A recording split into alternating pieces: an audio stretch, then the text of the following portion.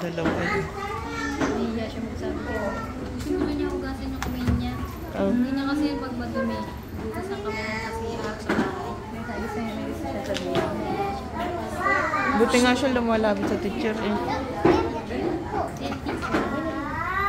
Don't be shy.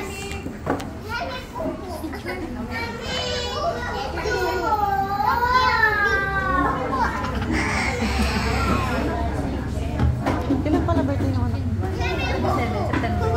September pa. Careful po ah.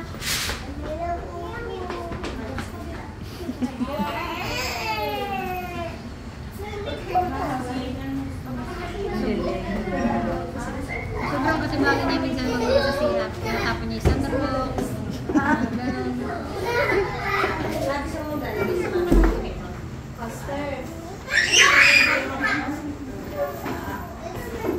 Galing nga yun. Hindi ka pa tapos kumain, baby.